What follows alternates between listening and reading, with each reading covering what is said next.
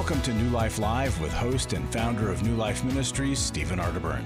New Life Live is dedicated to transforming lives one at a time, thanks to the giving hearts of you, our listeners. Our goal is to provide you with wisdom from God's Word to give you hope and help in life's hardest places. If you have a question you'd like to ask today, our phone lines are open. Call 1-800-229-3000. That number again is 1-800-229-3000. Now here's Steve. Well, hello, Larry Sonnenburg here, sitting in for Steve today, and I get to be sandwiched between Chris Williams and Alice Benton. Hi, guys. Howdy, folks. It's good to be here. Yeah, it's good to be here is right. You know, it's the day before Thanksgiving, and I was looking at something that we sent out back in 2016, and if this isn't appropriate now, I don't know what is. It says...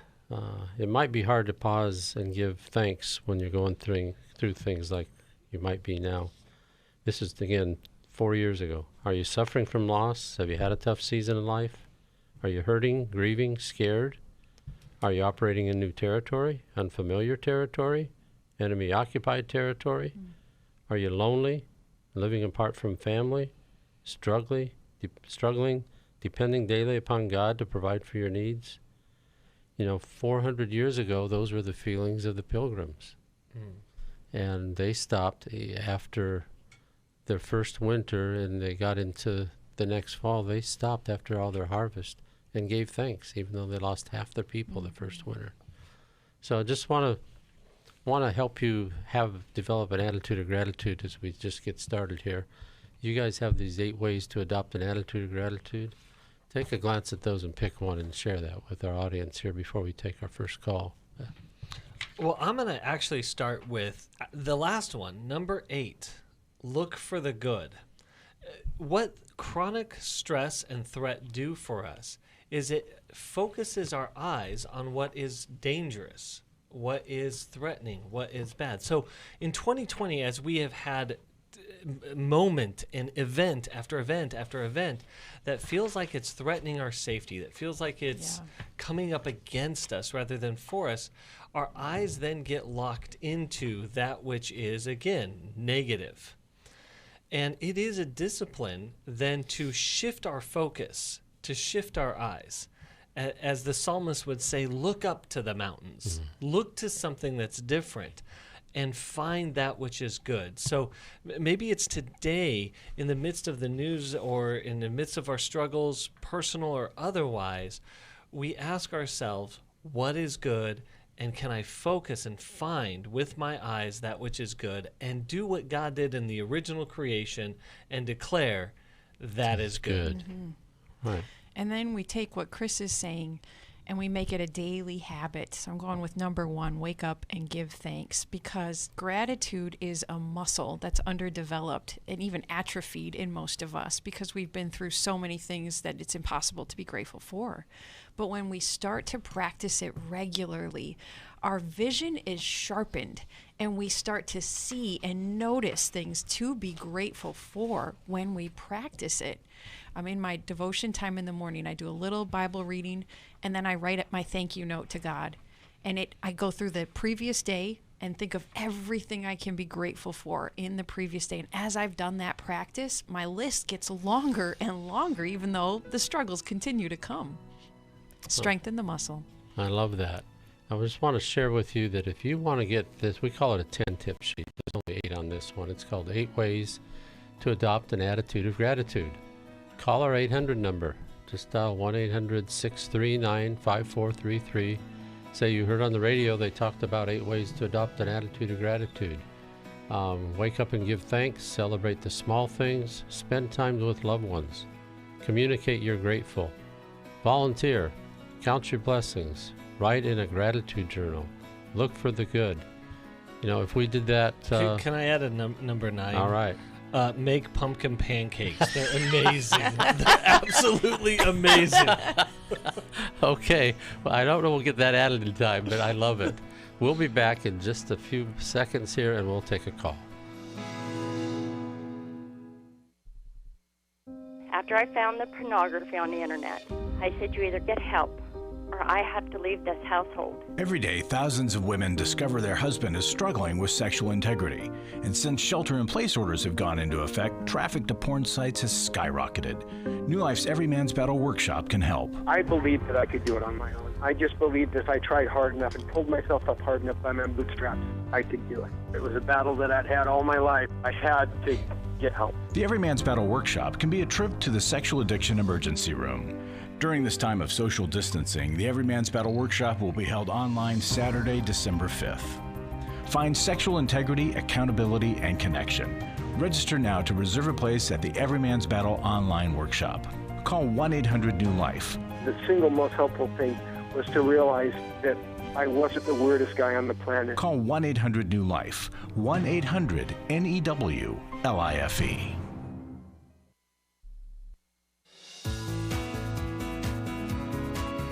To find out more information about New Life or to order any of the resources mentioned on today's program, call 1-800-NEW-LIFE. Now back to New Life Live. Okay, welcome back. We are going to take a call right now. We're going to, well, before we do that, one thing. I just want to remind you, you can watch the show right now on the New Life YouTube channel. There's a lot of great content there. You can look at past shows, and then Steve's Going Deeper and the Life Recovery Today episodes are there. So a lot of good stuff there, so tune in.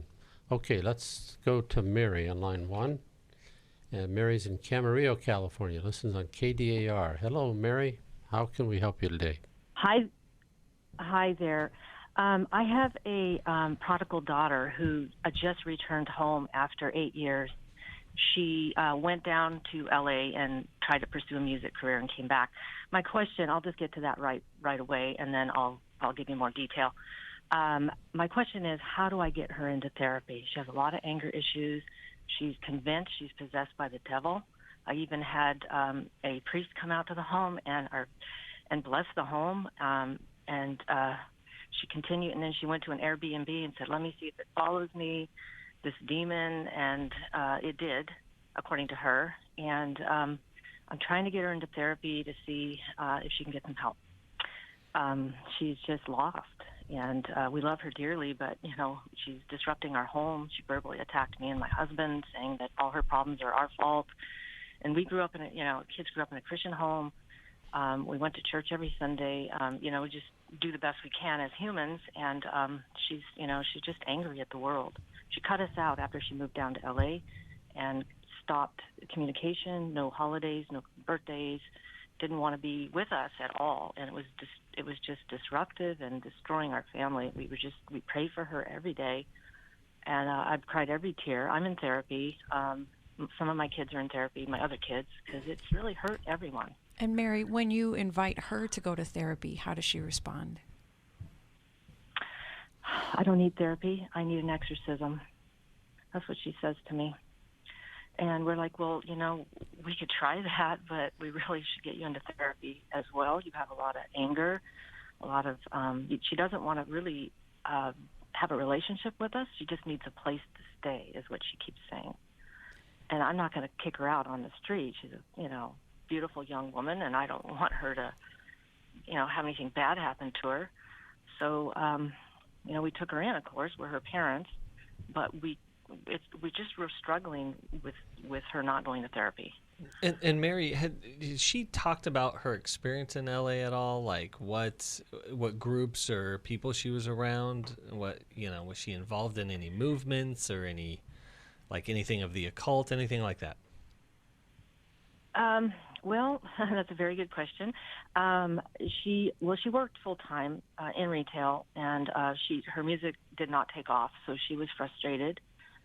She connected with a relative that said she could help her with music and did not, and actually pulled her away from the family.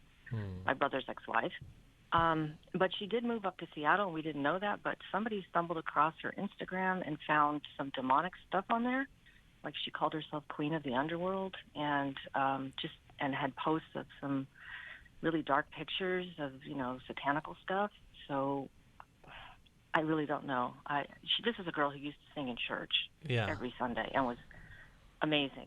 I mean, she has an incredible voice, but she's not using it for God. So And are things you not going aware well. of any incidences in her life, and not just in LA, but before that, where she may have experienced some deep-rooted pain, struggle, difficulty, abuse in any way? You know, when she moved away, she pulled away from us, and she decided to write us a hate letter. Said, I don't want to be in the family. I don't want anything to do with you anymore. And in the letter, she indicated that a girl next door, who was like 3 years older than her, molested her. I had no idea they were friends. I had no idea that was going on. I don't think it went on very long because she decided one day, I'm not going over there. That girl's mean. But she never talked about it. Yeah. So I tried, I would have gotten her in therapy at a young age had I known. But she kept it bottled inside for so many years. Yeah, well, first off, I wouldn't stop pursuing it with her. But it sounds like she is going to hear it from you as a sense of control, like you're trying to control her, you're trying to fix her. And so continue to look for points of connection. Show compassionate curiosity for how she's doing and where she's at. I'm not saying that these things will necessarily work initially, but you want to keep building the trust. And then one thing I would recommend is inviting her to therapy with you and be upfront with it, and see if there's a way that she can find motivation and safety to pursue the help that she needs. And Mary, it is hopeful that she wants spiritual help. Yes. She knows something is wrong, and she is asking for assistance. So to lean into that she needs and wants that particular help, you might be able to find a pastor, a priest, who is also a counselor, and who can address some of these issues with her in a way she can accept because of the spiritual take on it. And so that might be a good start. Because of the trauma she has, I would want her to eventually go with a therapist, but maybe she will only enter into counseling relationship through a religious figure that can provide that to her. And I want to add something to what Chris said also. If you invite her into session with you, I'd have you apply the beam and the spec principle, meaning you acknowledge to her, I didn't protect you, and my lack of protection hurt you. And I'm sure there are things I've said and done directly that have hurt you.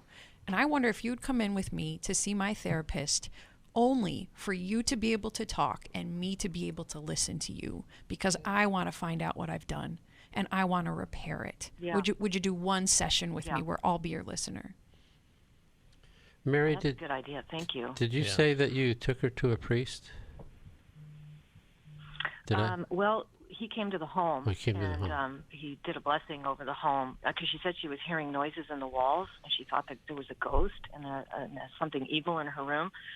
And so I just said, well, we'll have somebody come out and bless the home, and it continued. So then she decided to go to an Airbnb for a couple weeks, and then it apparently followed her.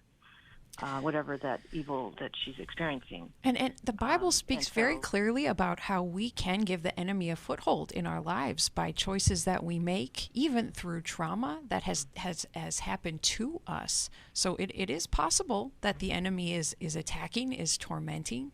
It's also possible that it's a psychiatric issue. It could be a combination of the two, or if there's been a history of drug use, that all three of those can be intertwined. And so getting her in again with a pastor, with a priest that you trust, I think would be a good next step to take. Okay. Yeah, I totally agree, 100%. And Mary, also, if her behavior does become dangerous, you do need to protect yourself in your home.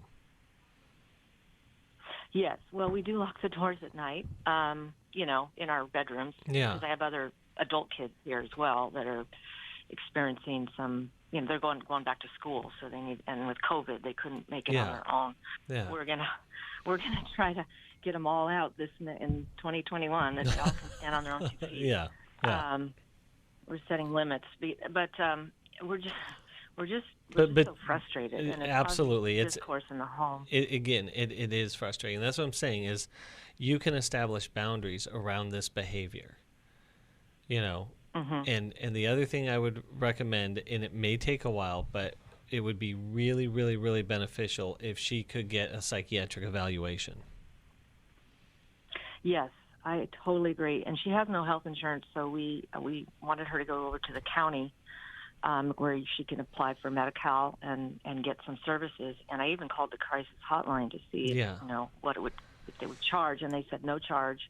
Just if you could get her to come, we can do an evaluation on her. Yeah, well, just come. She doesn't think there's anything wrong with her. Of course, we'll keep coming alongside of her and see if there is, like as Alice said, there are spiritual avenues into her experience, and just keep praying and looking for those windows so that she can trust you to help her.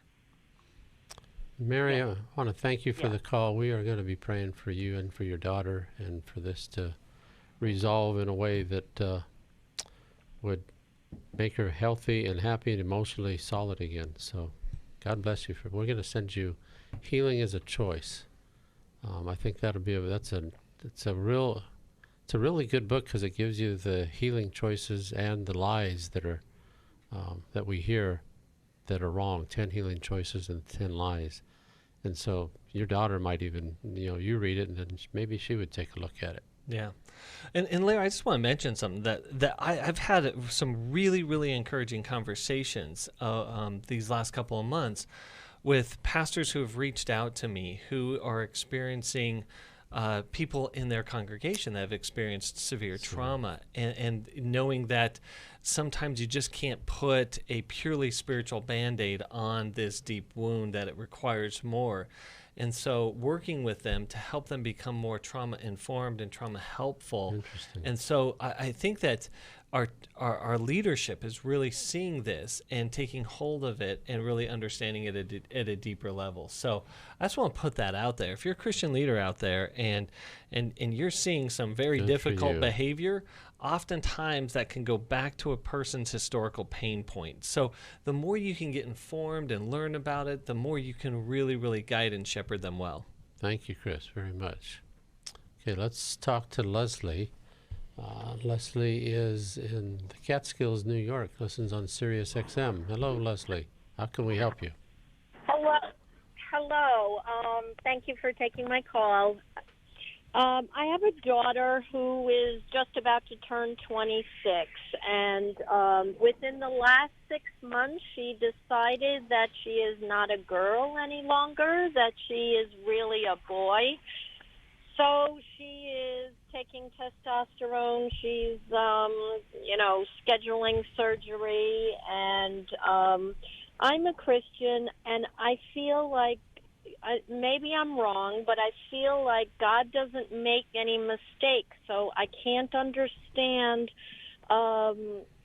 first of all, if he didn't make a mistake, she wants me to call her now a different name, which I'm okay with changing a name, but she wants me to say that I have a son. She wants me to use the male pronouns, and I just feel my question really becomes,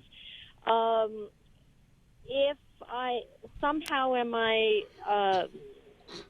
saying to God that he's wrong or something if I go by what she wants me to do, and and I'm not sure if that's just encouraging her, although her mind is made up. She's not going to be changing. Her hair is now short and cut off. She's growing a beard. She's, all of that kind of stuff. And we have a good relationship, but she also did give me an ultimatum. If after a few months I still can't call her, he or my son or whatever, that, she can't keep somebody like that in her life. So I'm just kind of caught not knowing exactly what to do, and I'm feeling like if I do what she wants me to do and call her he and my son and all that, that somehow I'm saying that God is wrong and made her in the wrong body or sex or whatever, and I just Leslie, don't exactly know what to do. Leslie, how is your heart doing with this shocking turn of events with your daughter? Well, it's tough. I remember when she was, first of all, when she was 3 years old, I remember she liked boy, typical kind of, active kind of stuff. And one day I was trying to explain to her, well, you're like a tomboy then or something, and she was ecstatic until she realized that didn't mean she was a real boy, that it was just a girl who likes boy type of thing. So I remember back then thinking, yeah, I'm going to be one of those that go on Oprah or whatever, that my child is trapped in the wrong body. But then she became very feminine all this time. And Leslie, So the process has sped up so much all of a sudden that you must be so unsettled and not knowing what to do while trying to maintain your faith. We will come back with some answers and some strategies for you. And if you're listening, please give us a call at 800-229-3000. Take some calls from you. Hi, this is Sheila Walsh. Do you find yourself at the end of this year just worn out? Perhaps you find yourself so weary you don't know how to move forward. I want to invite you to a very special, unique one-day event on December the 5th called Brains, Boundaries, Battles, and the Bible. It will be my privilege to teach the sessions on the Bible. I want you to understand that the strength you're looking for, the peace that you're looking for, the hope you're looking for is found in the strength of the Word of God, the living Word of God. So please, will you join us on December the 5th? You simply have to call 1-800-NEW-LIFE. That's 1-800-NEW-LIFE. Psalm 34 tells us the Lord is close to the brokenhearted and saves those who are crushed in spirit. Join us. Let's move into a new year with new strength in Jesus. Hi, this is Steve Arterburn, and for 30 years, New Life has been the most trusted name in Christian counseling. Your ministry has saved my life. If you struggle with emotional hurt, family or marriage problems, the pit of depression, or the pain of addictions, we can help. I'm down 100 pounds now from what I was. You guys are awesome. You're a blessing to America. Our treatment programs provide clinically appropriate solutions from licensed professionals, all in a biblical framework. I have had problems with alcohol. I think God has ordained this place to be His. You don't have to be a prisoner of your pain. Help is available at 1-800-NEW-LIFE. She tells me that I'm a new man, and I feel like a new man. It worked for me, and it can work for them too. This time it is different. If you're ready to take the first step toward genuine spiritual and emotional healing, please call us today at 1-800-NEW-LIFE. God can open the door to a better tomorrow right now. Call 1-800-NEW-LIFE. That's 1-800-639-5433.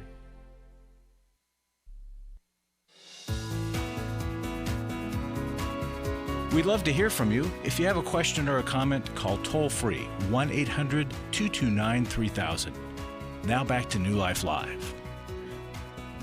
Okay, we are back, and we are talking with Leslie, whose heart is broken because her daughter is now claiming that she's a boy. So, what next? Well, Leslie, Alice asked you the right question, and I want you to consider it again. You went into the story about your daughter, but this is really, really devastating news for you. And this may not be new. This may not be new news for your daughter, but it is new news for you. And it is one of those really, really challenging, difficult, maybe one of life's most painful moments when someone we dearly love, especially our children, choose very differently than what we believe. And yet we don't have control over that.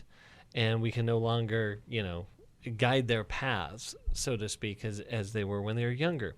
So for you, there is a deep grieving process.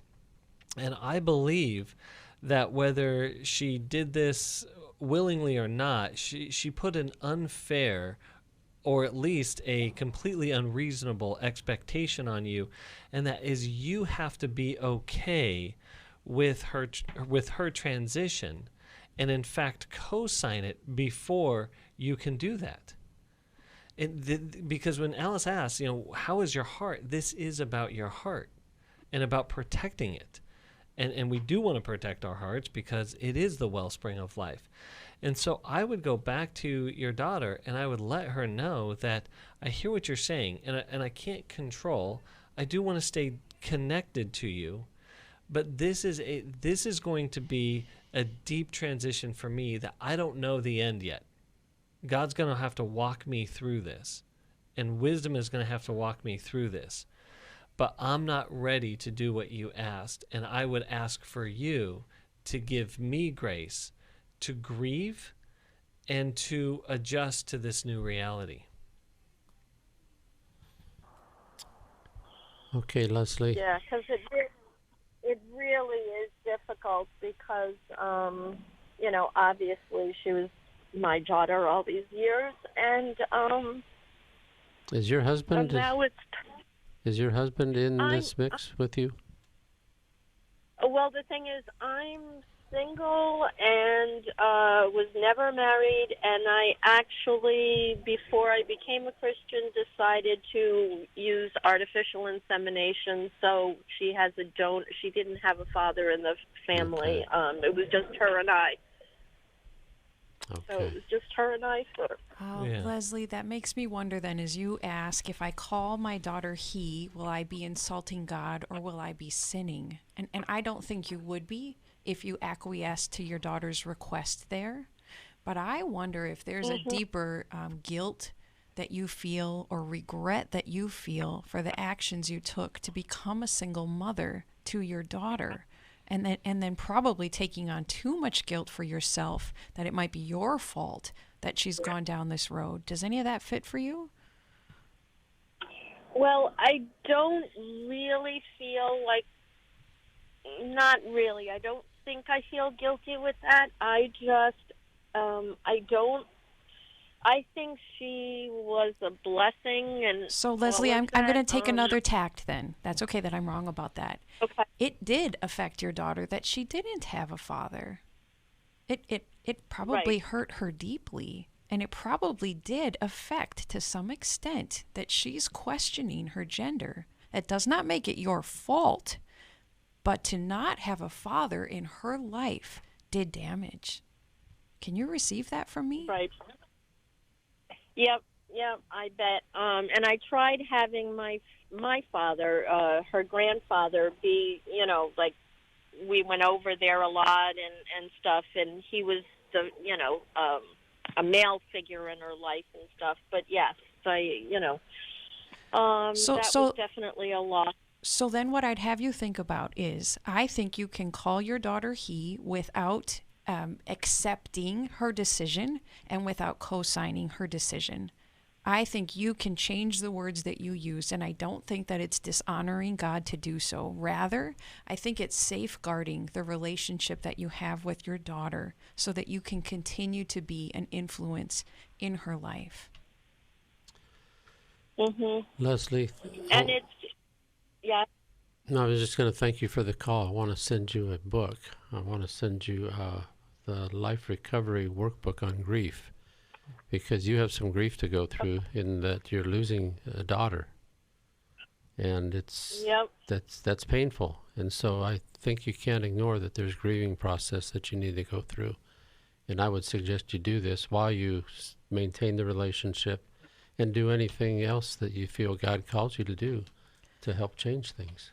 And we all have to be honest as well with what we're willing to do and not willing to do, but also consider the costs ahead of time so that we can say, yes, I can call you that, or no, I can't call you that, but it might cost the entire relationship. Well, and I think that you brought up a good point earlier, and that is, I come back to this principle all the time. I can understand a person and without having to agree with them. Yeah. Empathy and agreement are not always the same thing, and too often times we confuse that, and when we do, we cause damage to the relationship. Yeah. Well, thank you. Well, we've got more calls to take. Before we go to the break here, I just want to remind everybody, we have a $200,000 matching gift going on right now, and people are starting to respond. We need to get this done before the end of the year to retain the match. So please give us a call, 800-NEW-LIFE. You could go online, newlife.com. You can put a check in the mail but we need you to help us fill that matching gift. It'll be a real blessing when you do. We'll be right back.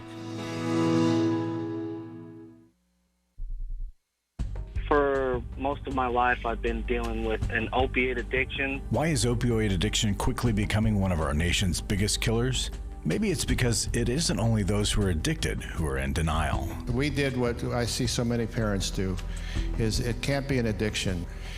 There's something medically wrong. It's impossible to solve a problem when you don't know what you're up against, and families will try to find any explanation except the one that will put them on the right path. Alcoholism and drug addiction is a family disease. It doesn't affect just the individual. If someone you love is abusing painkillers, know what you're up against. It's time to admit it's addiction and seek treatment. Call us today at 1-800-NEW-LIFE. We have Christ-centered partner treatment centers around the country. Call 1-800-639-5433 or visit us online at newlife.com. We just made a decision. We will do whatever it takes. 1-800-NEW-LIFE.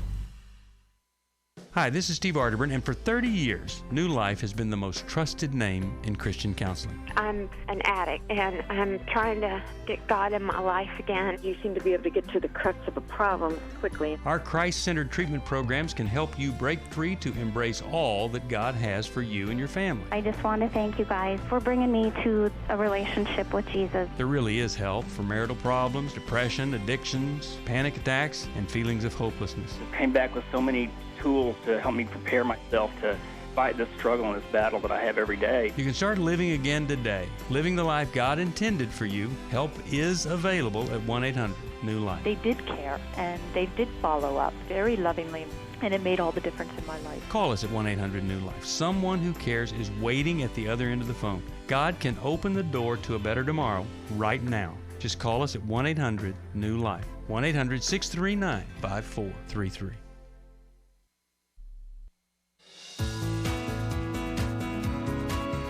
We're glad you joined us for New Life Live. To be a part of the program, call 1-800-229-3000. Now back to New Life Live. Okay, welcome back. Before we go to Robert in just a minute, we had a Thanksgiving Zoom session with Club New Life members on, I forgot what day it was, this last weekend, Saturday. And a few people wanted to tell us what New Life has meant to them, and Robert's one of those. I want to let Terry put Robert up, and no, not Robert, Carlos. My wife discovered New Life. We went to the Intimacy and Marriage in D.C. in 2019. We were both done with each other. Even that Friday checking in, if I hadn't fallen asleep, I would have left. The transformation, phenomenal. We've been to marriage counseling, over 29 years of marriage, nothing sunk in. And God touched my heart. He spoke to me through Kay and Mylan. And when I saw the comfort circle, and I saw that up on the screen, I realized that's what was missing in my life. I wasn't listening. I wanted to fix everything. I was in control. Didn't turn anything over to God. And it's transformed our lives so much. And we've been to the Finding Freedom workshop. Wendy's done Restore, and I wouldn't trade anything from where we're at today. We've had some tough conversations. I thought intimacy was something else, and it's not. It's everything that we communicate to each other and how we talk to each other. It's not just the sexual aspect of it. And what you have done for our family and how God has used you in your ministry, I am thankful for and will never forget. I love that testimony. I mean, that folks, if you're on the borderline thinking whether I should support New Life or not, this is what happens. Comes in and does a work when we set the stage for him. So we would appreciate if you would support New Life. And we're having our next workshop is not a marriage workshop. Brains, Boundaries, Battles in the Bible, December the 5th, and it's a one-day Saturday. We've got John Townsend, Henry Cloud, Dr. Amon, Sheila Walsh, Steve Arterburn, all speaking at this. It's a one-day Zoom call, and just want to encourage you to sign up for that. And if you heard Carlos talk about the comfort circle and you don't know what it is, call us to find out, because it is a game changer, marriage changer, changes your parenting. I can't speak highly enough. I can't praise Mylan and Kay's comfort circle enough. I know counselors in our network, it changed their counseling. It has for me. Yeah. Mm-hmm. Absolutely. So, thanks. Let's go talk to Robert in Philadelphia. Robert listens on WFIL. Hello, Robert. How can we help you today? Hi. Yeah. Past couple of weeks, I've been having an overwhelming feeling in relating to this pandemic. You know, having to deal with the fact that I have to send my children out there to school, because where they go to school, you have the option to either do remote learning or send them to school. But keeping my children for over 6 months in this remote schooling was basically taking a toll, very heavy toll on my wife and myself. So we decided to send them back to school. And recently my son came home with a sore throat. And to me, that was like a sure sign of, oh my God, he must have been infected. Luckily, it was just a cold. He fully recuperated within 7 days. But it's just everything. And I'm sure that I'm speaking for more than, a significant number of people that having to deal with this pandemic for 9 months is becoming now overwhelming. You go to the grocery store and you're nervous, you're concerned. You go to pick up some food at a restaurant and you're feeling the same thing. And it gets to the point where, you just want to stay home. Yeah. But then, you see your children's face that they want to go out. And you think you're doing the right thing by keeping them home because you're trying to keep them safe. But yet you, like the breadwinner, I have to go out and work every day. So I'm continuously thinking, how do I protect myself more?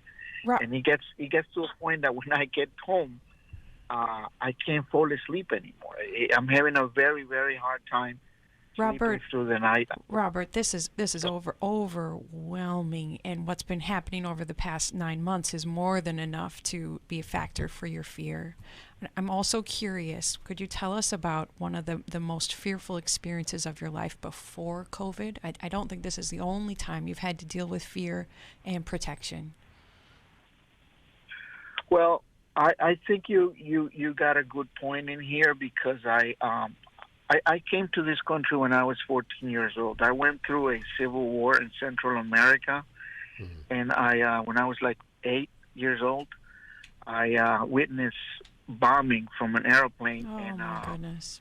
Several members of my family got hurt, including a cousin of mine that was 5 years old. She was killed, actually. Wow. It's a rocket. And so I don't know if that has something to do with it. Robert, you notice your voice when you're talking about that.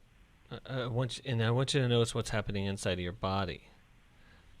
Alice invited you into a story that you're connecting really, really well. And the story is, the world is a dangerous place, and living through a civil war proved it. And if you're 14 years old and you're having to deal with those realities and they're outside of your control, then again, it lays this really strong story deep in your brain that the world is a dangerous place that threatens people, and it threatens children. Now, what I first want to stop and pause and say is, can you be my dad? Can I have a dad that is that concerned, that protective, that engaged in the daily decision making, that you're tuned into your wife, tuned into your kids, and you're doing and as you're working, doing everything that you can to provide for them. And so I just want to honor you as a dad right now to say amen to you, brother. You're a great Yes. daddy. And so thank you for being as loving and engaged. But your enemy right now isn't COVID. Now, don't get me wrong. You live in Philadelphia. For those of us in urban areas and all over the country, but we really do need to take this seriously. But your ultimate enemy right now, because COVID isn't keeping you up at night, fear is keeping you up at night. And so it's addressing the fear that's driven by the story or the narrative that the world is a dangerous place. And so earlier in the show, I talked about looking for the good. So we must shift our eyes to then look for the opportunity and look for the good. And this doesn't negate the difficulties that we're going through and your children are going through. It's a both and. But hey, in the midst of these difficulties, here's some really good things. And maybe the good thing is that, man, children are incredibly, for whatever reason, resilient to COVID. And so, and as we're trying to make these hard decisions and trying to protect everyone in the family, there is some good here that we can connect to. Robert, you're experiencing the trauma response both to the current stress, but especially to your historical loss and pain. And if you get treatment for the historical trauma, you will find that that old fear no longer has the power over the present that it currently has. So not being able to sleep well, you probably have nightmares, you probably think a lot about fearful events and can't stop your brain from thinking about it. Those are all symptoms of anxiety, and I'm sure you have post-traumatic stress disorder symptoms also. So when you asked, I don't know, are these old stories, does this affect me now? Absolutely they do. And one of the best things you could do to take care of your family is to take care of your mental health by seeing a therapist and starting to talk through and process through these stories, and you will find much greater emotional stability on the other side of that process. Robert, I hope this helps you. I would like to encourage you, like Alice just did, find someone a therapist to walk through this. We can help you find that person. I also want to send you the book, Take Your Life Back. I think that's going to speak volumes into what you have gone through and how to deal with some of the stress and post-traumatic stress. But thank you for sharing that. Thank you, Alice, for your insight to ask that question. And can I jump in here? When we face imminent cultural threats like we are today and like 2020, Alice, you brought up something so critically important. It tends to trigger our historical unresolved pain. Yep. And so it compounds on it. That's why getting help today is more crucial than ever before. So reach out to us. Call us, 1-800-NEW-LIFE. Before we go to the break and take another call, if you're shopping on Amazon, use smile.amazon.com. You can designate New Life Ministries as your charity, and I got a notice from them today on the email that you can set that up on your iPhone now. So that'll help us with a little bit of a support that they give. We'll be right back. Hi, this is Steve Arterburn, and so often we hear people saying, I know I need something, but I don't know what it is. Well, we've put together the perfect experience for you. It's called Brains, Boundaries, Battles, and the Bible. You're going to hear Dr. Daniel Amen, Dr. Henry Cloud, Dr. John Townsend, Sheila Walsh, and myself, Steve Arterburn. In this online workshop, you'll participate in general sessions, then break out into groups. These groups, facilitated by licensed Christian counselors, are where true life change happens. You'll take what you've heard in the main sessions and begin to process the areas of your mind and emotions that have kept you stuck. Call 1-800-NEW-LIFE. That's 1-800-639-5433 or online at newlife.com. Please consider joining us December the 5th for Brains, Boundaries, Battles, and the Bible. Register today to begin experiencing life in a new way. 1-800-NEW-LIFE. I was really living a very anxiety-filled life. I turned on New Life, and the topic that day was about anxiety. And just by listening, I got relief. You can help New Life Live stay on the air by joining Club New Life today. When you sign up to support us monthly through Club New Life, we'll send you the new member thank you gift of 7 books, including Growth Has No Boundaries by Drs. John Townsend and Henry Cloud, Take Your Life Back by Steve Arterburn and Dr. Dave Stoop, and the Emotional Freedom Workbook. Plus, there are ongoing benefits like access to the Club New Life video library, the monthly Club New Life CD or download, quarterly resources, free shipping on purchased resources, and discounts on workshops. Call 1-800-NEW-LIFE. That's 1-800-639-5433. Support Club New Life, and together we can help hurting people find help and hope in life's hardest places. Call 1-800-639-5433 to join Club New Life today.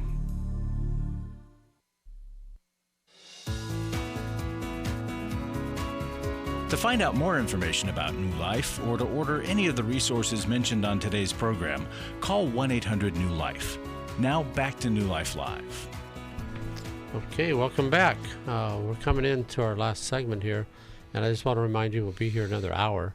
So give us a call, 800-229-3000, and we'll get to your calls.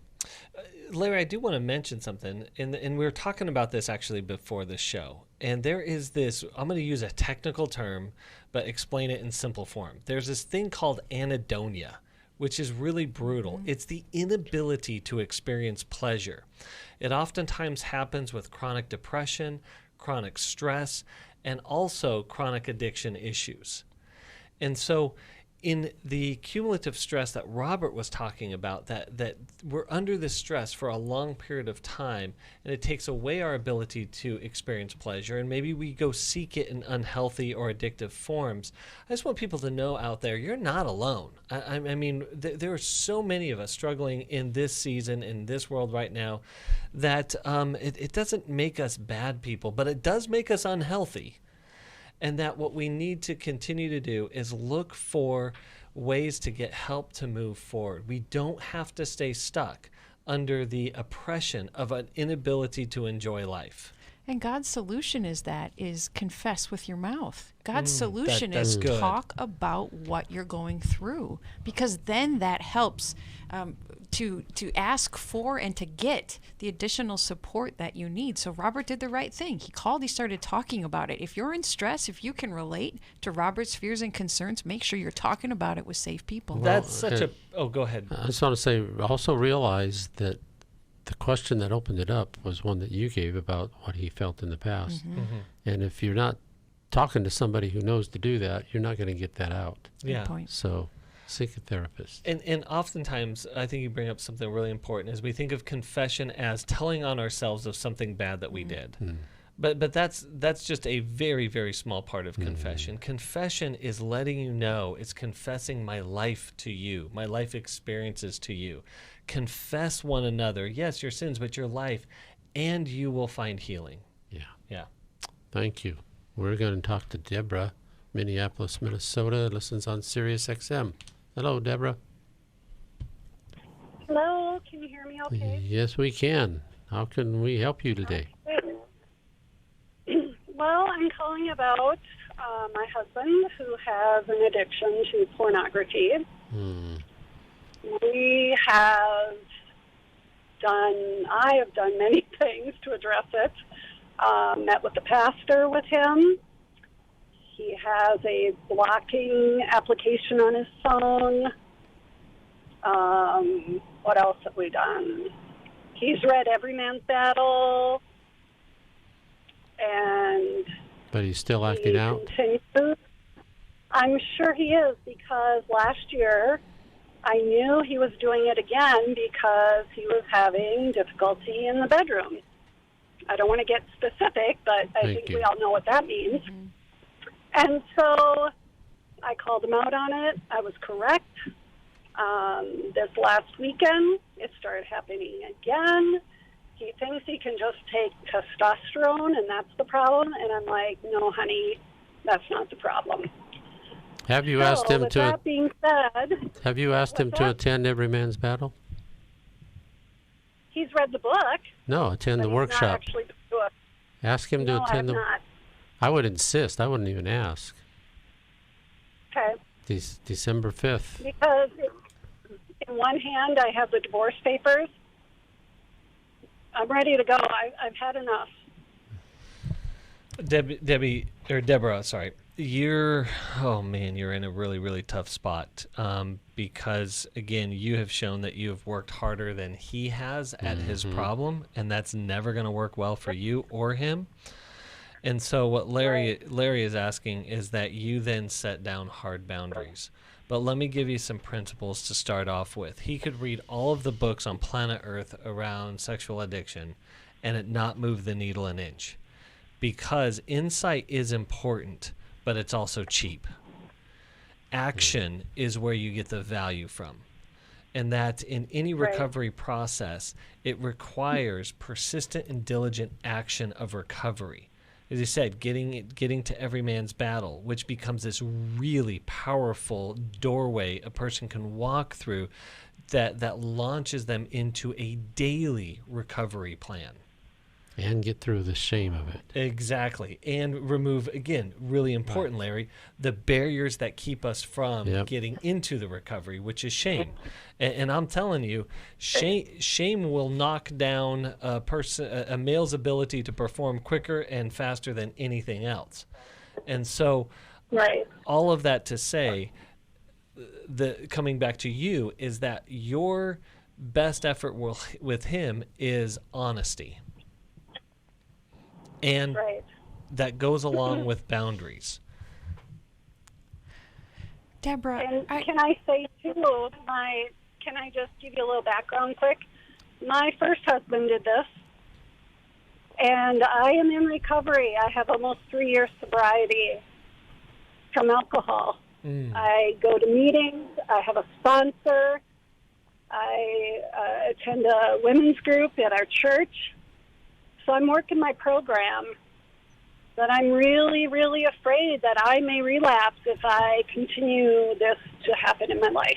Yes, because it's really painful. And that this betrayal that you're experiencing with your husband also points back to the reason, I'm being real honest, the reason why you keep choosing these guys is is a betrayal that you experienced in your past.